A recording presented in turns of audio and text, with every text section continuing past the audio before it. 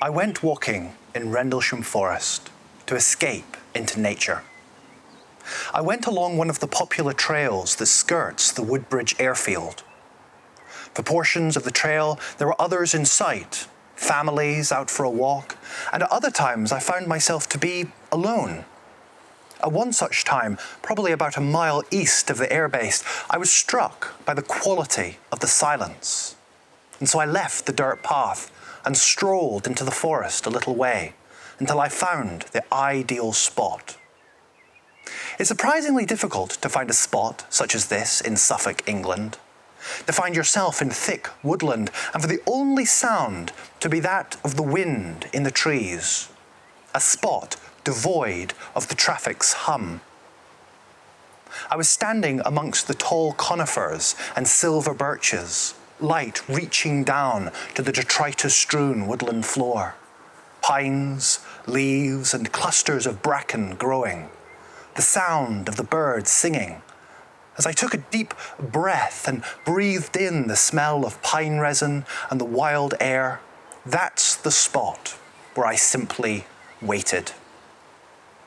My imagination continued to haunt the wood, where I seemingly misplaced my soul. But alas, time had compelled me to withdraw. And it wasn't until a few days later, at the witching hour when I was inhabiting that transitory state between wakefulness and sleep, that I was brought back. And I found myself once again amongst the pines and the birches, back at that spot in the woods. But this time, it all had an uncanny, unworldly quality to it. I looked upon the trees and they seemed to be radiating their vitality outwards. I was profoundly aware of each tree's relationship to the other, to the soil, to the air, to the animals and insects, which though unseen, I knew were there. There was a unity and an interconnectedness which defied language. And I myself, this frame that I seemingly inhabit, was likewise caught up in this unifying sense. Was I in nature, or was nature not in me? Identity, role, preoccupations with the minutiae of life all dissolved into the background, leaving in its place a profound sense of liberty, a contentment, and a mindfulness.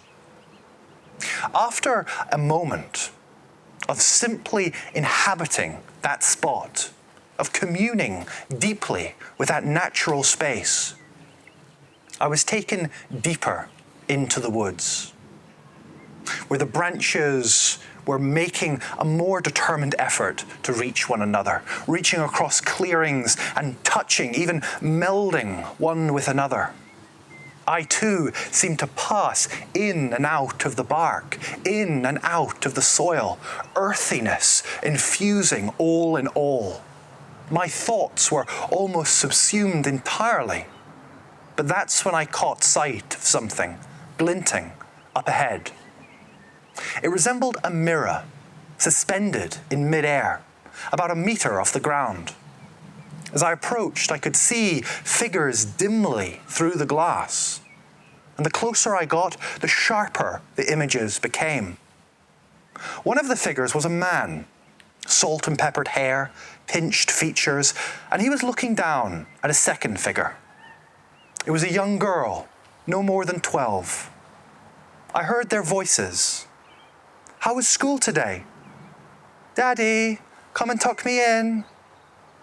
"I don't want to see any left on your plate." "Hi, Dad. I love you." Then the male figure stopped. There was a frown on his face.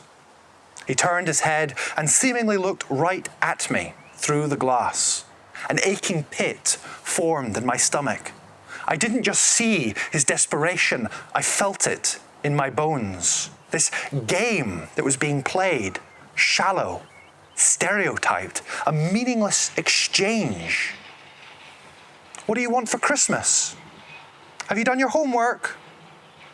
Two people on fixed tracks, two automatons playing out a predetermined, pre-written program.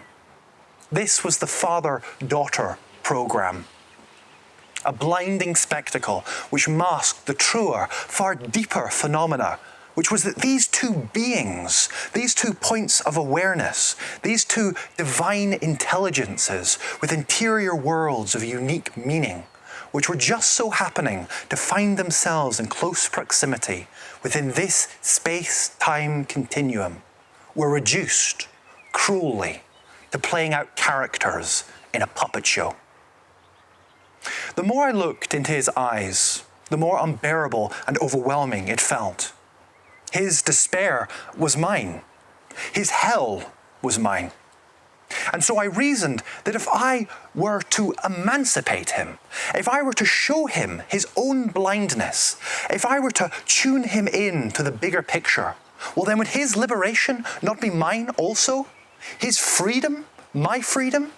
His interior awareness, mine? His ability to disrupt the program and truly connect, mine? His sense of unity, mine? And so, instinctively, I reached forward. As my hand struck vainly against the cold, thick glass, terror convulsed through me. I gestured, but he could not see me. I spoke, but he could not hear me. In a crushing moment of realization, I saw that every effort on my part would be endlessly and infuriatingly fruitless. Deeply disheartened, I stepped back from the glass. It was darker now in the wood. My eyes had to readjust to the twilight sky that was drawing in. Somehow, in that strange light, the mirror before me, glinting and suspended in the air, seemed to show up all the more clearly. That's when, in the corner of my eye, I noticed, a little higher off the ground, another mirror suspended, again containing dim figures. Beyond that, another. As my eyes darted from side to side, I realized the wood was teeming with mirrors, teeming with desperate, contained figures, all trapped and locked behind glass. I could see a sea of mirrors stretching out without end. My heart quickened. I gasped and woke up.